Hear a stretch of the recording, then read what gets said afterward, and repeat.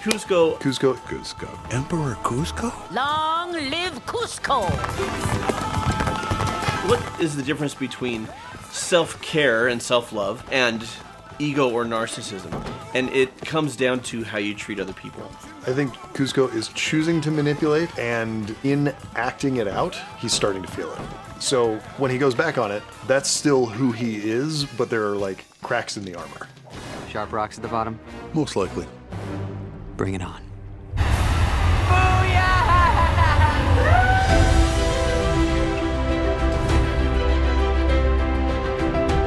Hello and welcome to Cinema Therapy. I'm Alan Seawright. I'm a professional filmmaker who needs therapy. And I'm Jonathan Decker, licensed therapist who loves movies. What are we doing today?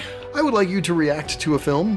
Which It's an animated one. I love it. You always draw this part out. It's The Emperor's New Groove. Okay, thank you. Which is fantastic. It's such a great movie. Yeah. Oh, yeah. Disney's experimental period had some experiments, and this one, the lab blew up, but a llama came out of it. Wait, did the lab actually blow up?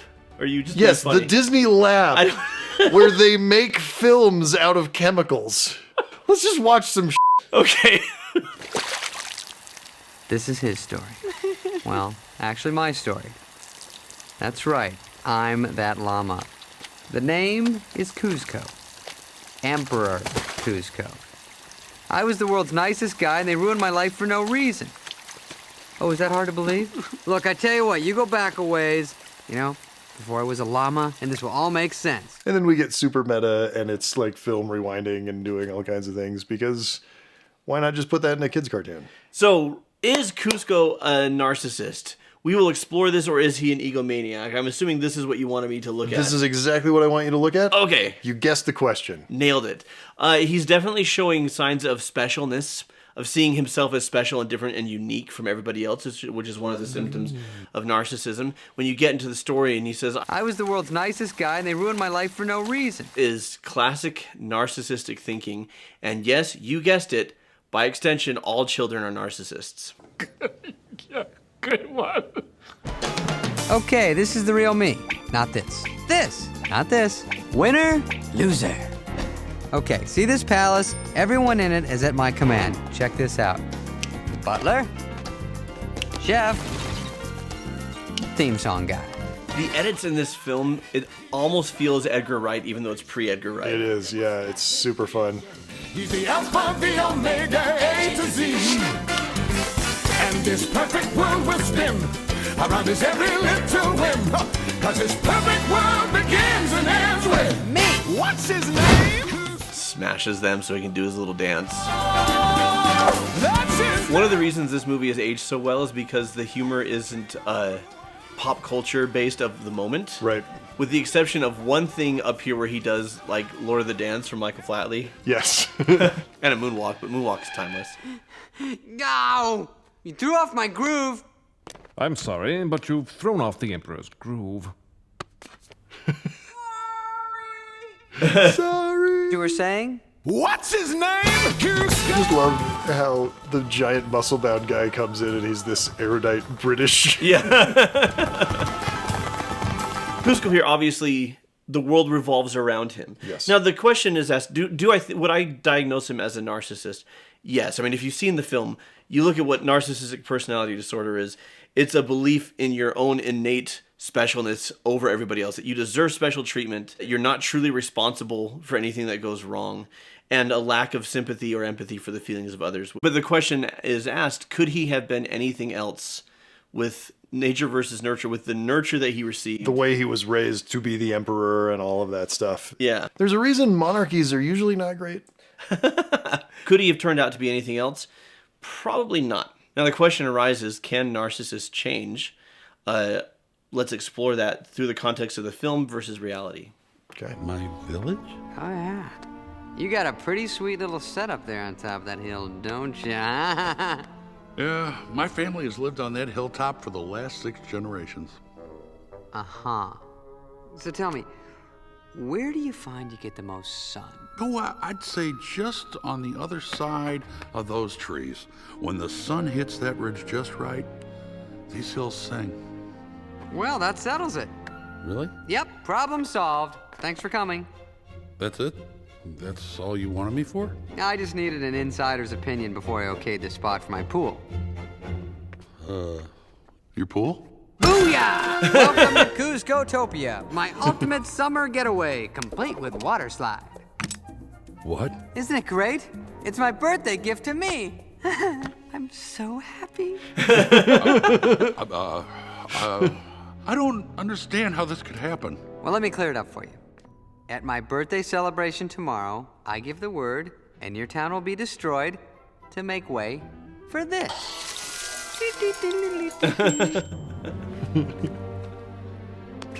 So, if I were you, I'd pick up some change of address forms on the way home. But, where will we live? Don't know, don't care. How's that? Oh, but wait, you can't. When I give the word, your little town thingy will be bye-bye. Bye-bye. Oh, wait. Boo-hoo. Oh yeah, everything was going my way. I think there is an alternate timeline where David Spade is the greatest comedian of his generation. And the reason I say that is because David Spade just needs the right script. Yes. And he's done a lot of crappy script movies. Yes. Because his ability to deliver on a sharply written script is, as evidenced by this, almost unmatched. What's wrong with red curly hair? Why are you getting upset? I have red curly hair. He manages to pull a trick that is really, really difficult, which is being a smarmy, arrogant, unbelievably irritating jerk and making you want to watch more of it. Yeah. That is a magic trick, and David Spade is one of very few people who can pull it off consistently. Yeah. Wieners, Christmas too. Jams, Jormy. Rachel falls under the Emmy umbrella. Anyway, I hope your trash never comes across my newsfeed again. You have worse. me. Go ahead and strike that light, Jonathan. Turn on the light, Jonathan. It's just so much fun.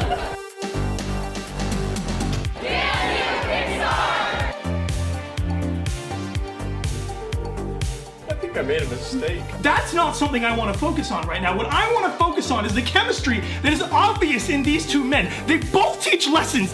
True positivity is a practiced skill. Grief's weird. And you don't need to feel guilty for being sad. So until next time.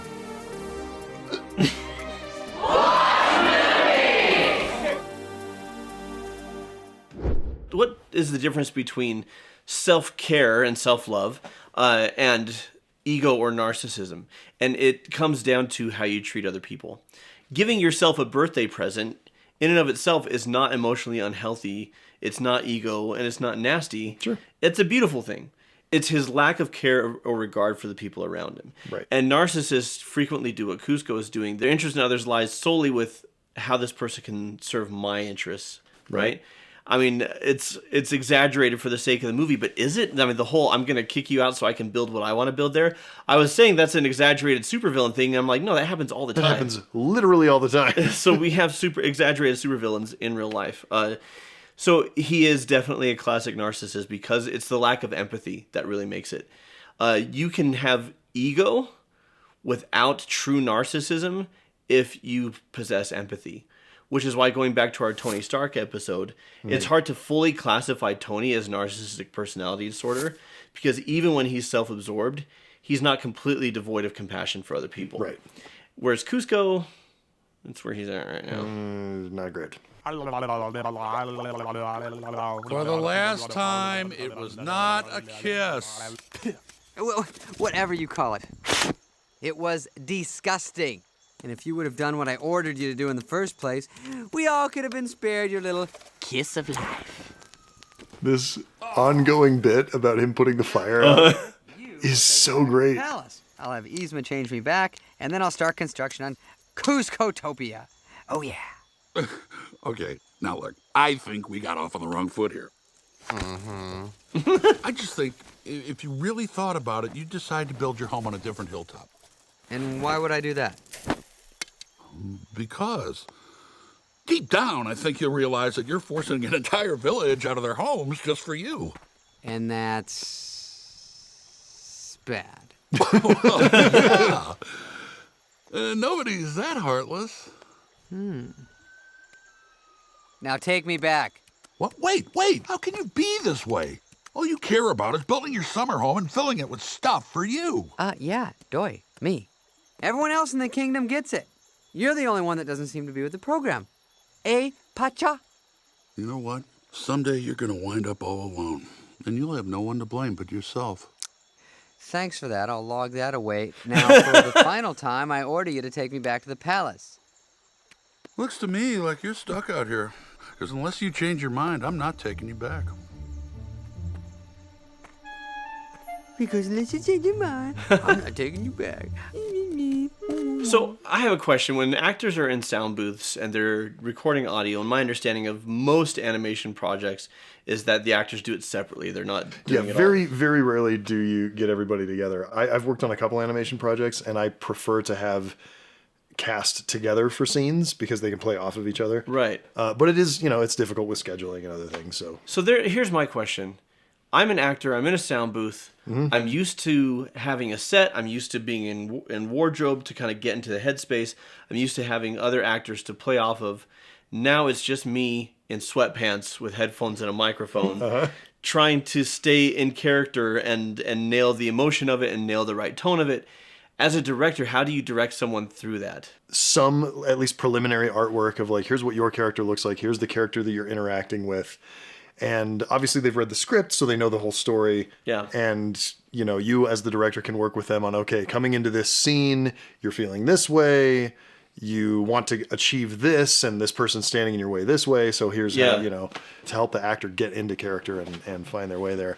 Voice acting in animation is difficult because it's all mental. Yeah. So every time you see actors complaining about like, oh, I didn't, enjoy working on this film because there was so much blue screen. It was hard to, put myself in the situation. It's like, yeah, voice actors are all just like, funny, real funny. I played a talking llama.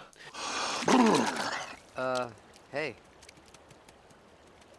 And here we get to see what looks like Thanks. No, the inverse. no problem. Feels like wool. Yeah. Alpaca? Oh, yeah, it is. Oh, yeah, I thought so. I have an alpaca sweater. It's really nice. My wife made it. Oh, she knits? Crochets. Crochets, nice. Just sitting on this for so long. Because Cusco's not going to apologize. So I was thinking that when I got back to the city, there's lots of hilltops, and maybe I might, I might. Are you saying you've changed your mind? Oh, well, Because you know that means you're doing something nice for someone else. No, I know that. I know. And you're all right with that? Yes.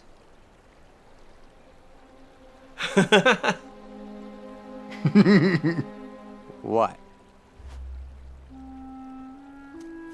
Don't shake unless you mean it.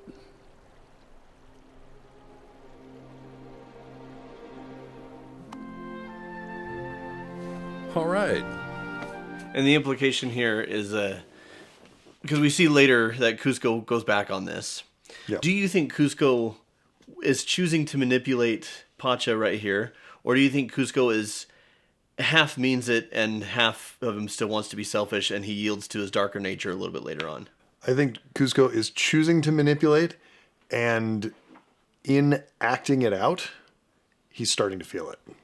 That's the way I read the scene. Okay, I dig that. So when he goes back on it, which we'll watch in a minute, that's still who he is, but there are like cracks in the armor. It starts a little earlier when Pacha puts the blanket on him and Cusco stops shivering and he wakes up and he sees that Pacha did it.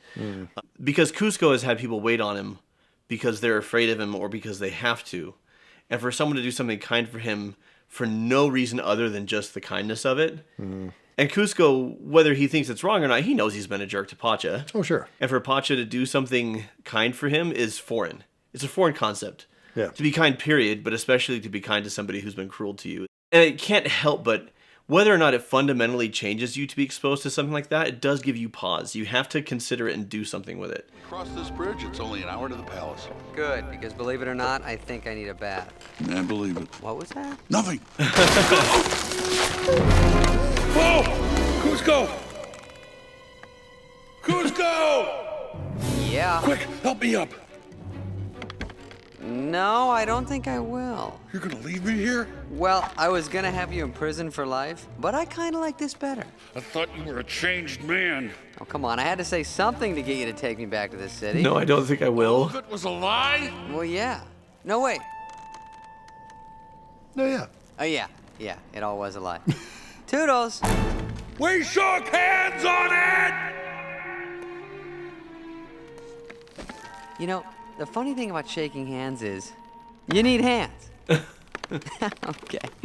Bye-bye. Lines from this movie that have made it into your day-to-day life. For me and my kids, no touchy. No touchy. Yeah, no touchy gets said a lot in our house too. When I am asked to do something that I just flat out am not going to do, when kids have like some outlandish thing that's going to cost $1,000, like, Dad, can you drive us to Disney World this weekend? And I always say, like, no, I don't think I will. we're focusing on the character stuff because this is cinema therapy, but man, the comedy beats in this movie, so great. The timing of just how long to hold something before you finish it yeah, is so great. Bring it on. if you look at in the DSM-5 and you look under the criteria for narcissistic personality disorder, there is a symptom that people often attribute to NPD that actually isn't there. And that symptom is cannot change. Right. And the reason people assume that is because for a very large percentage, it's not whether or not they can, they won't. They don't. They choose not to, right? It's a list of symptoms. It's a construct to organize something that we're seeing and then try to treat it and try to help it. There are people who fit that criteria. It comes from genetics or other factors, and these people may not change. There are other people like Kuzco, where it's more of a nurture thing. Mm-hmm. And when he's exposed to an entirely different way of thinking, he gradually warms up to it, right? And I have seen people with narcissistic personality disorder who others thought would not change, who do change. The struggle with that is if you're not NPD, but you've got one in your life, believing that they can change may lead you to be trapped in a cycle of abuse over and over. Right. And so it requires healthy boundaries and saying, okay, I believe you can change, whether or not you'll choose to. Here's how I will and won't be treated. Here's what I will and won't tolerate. And you'll do with that what you will. If there's a Kuzco in your life and they don't turn into a llama, bail. Odds are they're not going to make it. That's the secret sauce. And to your point about his narcissism, he was all the way across the bridge on solid ground, ready to go, build Kuzcotopia, everything's going to be great. But to get that one last jab, he goes back I have to win. I have to be the emperor. He goes back on the bridge, and that's what gets him stuck. And gets a mouthful of bats for it. Pacha is the chump that Kuzco believes he is, because Pacha keeps believing the best in him, giving him more and more chance. And Kuzco keeps taking advantage of that. But Pacha also repeatedly shows Kuzco what actual integrity looks like. Mm-hmm. And Kuzco can't help but be affected by it. And so, again, not all NPD people are going to react that way. But I have seen some that do. And they work together, and here we are. Look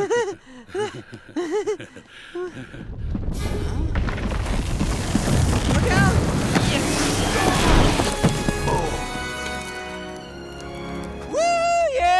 Ooh, look at me and my bad self. I snatched you right out of the air. Oh, I'm a crumbly canyon wall, and I'm taking you with me. Well, not today, pal. You just saved my life. Huh? So? I knew it. Knew what? That there is some good in you after all. Oh, no. Admit it. Wrong. Yes, there is. Nuh-uh. I think there is. Nuh-uh. Hey, you could have let me fall. Come on, what's the big deal? Nobody's that heartless. Oh. Yeah, don't read too much into it. It was a one-time thing. Person fighting their own conscience is my favorite storytelling trope. Super fun. So this is where Kuzco's turn truly happens, is because before he was exposed to the goodness of Pacha, but he also believed I'm still going to be me. Yeah. And he did something instinctively that proved, oh crap, I've got something different inside of me that I didn't know was there. In something called solutions-focused therapy, you help people latch onto the exceptions. Okay. The exceptions to how they usually think, how they usually feel, how they usually act. Because latching onto the exception shows them what they're capable of. Case in point, person in my office, depressed, feels like they can never feel happy again. Mm-hmm. And I managed to make them laugh. Now, we could just let that moment pass, but I choose not to. If I make them laugh, and it's not a courtesy laugh, because I can tell the difference, because a lot of my jokes aren't funny. So I know what people's courtesy laughs. That was a courtesy laugh. But if someone's depressed and I genuinely make them laugh, I will actually stop and highlight it and make it super awkward. And I'll say, "What was that?" And they'll say, "What?" And I'm like, "You just laughed. Was that genuine?" "Well, yeah, so what?" I'm like, "So you can feel happy." And they say, "No." That's not happy. It's different. So even though Kuzco is trying to hide it and suppress it, he just had a breakthrough moment where he's like, oh, I can care about others and do things to save their life. I can be selfless. I can be selfless. Whoopsie. Yeah. Because I think before he didn't think he could, and he didn't even really care to. So now this turns into a classic enemies to friends buddy comedy. Mm-hmm. So I'm loving it. Thanks for your help. You've been great. I can take it from here. No, you don't understand. They're trying to kill you. Kill me. Their whole world revolves around me. No, I can't let you. What? What? Oh, I get it. What? You don't want to take me back to the palace. You want to keep me stranded out here forever. No. This has all been an act, and I almost fell for it. Will you? Contrary to Pacha's behavior. You listen to me. All you care about is your stupid hilltop. What? You don't care about me now. Just get out of here. Go. Projecting. Go on, get out of here. Fine. You know what a thief is most afraid of? Being robbed? Being robbed. Yeah. A cheater is most afraid of being cheated on and is frequently chasing shadows that their partner is going to cheat on them because, again, that's who they are. Kuzco has only cared about himself. He's only cared about Kuzcotopia, and now he's projecting onto Pacha, right? You only care about your hilltop. You never cared about me. What he's really saying is these are things, this is how I am, right? And he's going to be proven wrong. Oh, this entire mess is all your fault. What'd I do? If you hadn't mixed up those poisons, Kuzco would be dead now. There'd be no more diversions until we track that llama down and kill him. Said I was sorry. Can't just let it go. Not even on your birthday. Kuzco must be eliminated. The Empire will finally be rid of that useless slug. Well, you got a point. No one really seems to care that he's gone, do they? Pacha! Aw. Chickens have come home to roost. Or llamas. I love that Kuzco carries her around on a one-man sedan chair. You know, just like... But absolutely, you reap what you sow. You push people away, sooner or later they're going to let you. And what needs to happen, whether it's ego or narcissism, rock bottom tends to be the only thing that, if change is going to happen, there has to be a humbling moment. Frankly, because there's no change without humility. Right. Well, So, this is where you came in. See, just like I said, I'm the victim here. I didn't do anything, and they ruined my life. I love the meta. Give it a rest up there, will you? What? I'm just telling them what happened. The meta commentary of the character talking to his own voiceover. That is bananas on its face if you think about it. It works so flawlessly in this movie that you just kind of don't notice. But this is a character talking to himself. His own in voiceover and arguing with it. Yeah, it's awesome. Awesome! It's so good. I'm seeing a lot of parallels between narcissism and addiction. Mm-hmm. And that may just be me projecting because I'm an addict who's a narcissist. But I don't think you're a narcissist because you have empathy. I don't have narcissistic personality disorder. I am a narcissist. Oh. It's a As fine your friend, line. I disagree, but you explore that space. Stop it.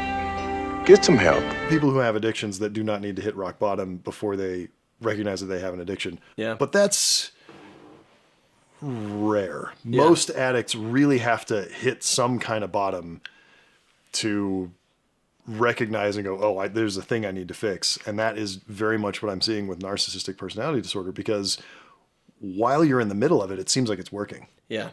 I'm great. Everything's about me and it's wonderful. Yeah. I can get my fix. Everything is about me getting that fix and it's wonderful until you can't anymore or until you really, really blow something up. Yeah. So there's a lot of correlation. Yeah, I can see the similarities. And I think in the case of NPD or ego or just good old-fashioned human pride, again, what I was saying before is that there's no growth without humility, right? Mm-hmm. There's no change without accountability. You can't be accountable for something you can't see. Or in the case of a lot of narcissists, like Kuzco sees it, he just doesn't care.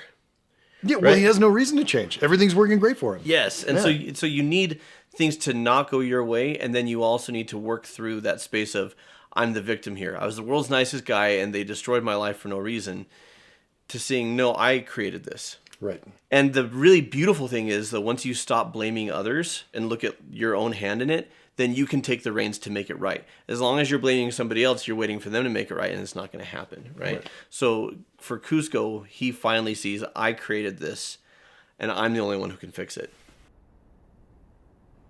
So a lot of change, a lot of growth. So, you lied to me. I did? Yeah. You said when the sun hits this ridge just right, these hills sing. Well, pal, I was dragged all over those hills and I did not hear any singing. So, I'll be building my summer home on a more magical hill. Thank you. Couldn't pull the wool over your eyes, huh? No, I'm sharp. I'm on it. Looks like you and your family are stuck on the tuneless hilltop forever, pal. I love this so much more than a schmaltzy, straightforward apology scene. Yeah, well, because Kuzco can't apologize. He's learned and grown, but come on, it's been 3 days. Yeah. He hasn't learned and grown that much yet. He can't apologize yet, so what does he do? He apologizes covertly by still acting like a narcissist, but there's so much warmth there that it's so transparent what he's doing. Yes. And I love the animation the moment that Pacha realizes what's going on and decides to play along. Eyebrow raise. Yeah, it's beautiful. It's Awesome. beautiful. I do believe in a straightforward apology and a straightforward I'm sorry. For sure. But, baby steps. Hey, if it works, it works. Yeah. Again, narcissism, ego, pride, can people work through these things? Absolutely. Do they always? No. And, Pacha, especially throughout the film, starts drawing harder and harder boundaries for himself. And Pacha standing up for himself is a key part of Kuzco shifting. Because he's so used to everybody else kowtowing for him and doing things his way that when Pacha doesn't... When somebody finally stands up to him, it totally throws him for a loop. Yeah, and he's got to deal with that. Yeah. It's not always going to go your way if you're dealing with an NPD person. There will be times, a lot of times, that they don't have a Kuzco arc where it's warm and beautiful and happy. But you can protect yourself by drawing those boundaries. And if they're going to change, it's the only way it's going to happen. Speaking of narcissistic people, Sting made them change the entire ending of this gosh. movie, but it's way better. So sometimes narcissists help. Oh, yeah. It's all coming together. So until next time. What? A llama? He's supposed to be dead! Yeah. Weird. And watch movies. Watch movies. Oh, yeah. Squeakity squeak, squeak 'em. We want to thank our patrons for supporting us. Patrons like... Catherine Clark. Clemens Delanalde. I have no idea. John. Amelie Nolasco. I'm getting all the French people. Paradox. Do you think that's their real name? Squeak Squeaker. Squeak Squeakin'. I love it.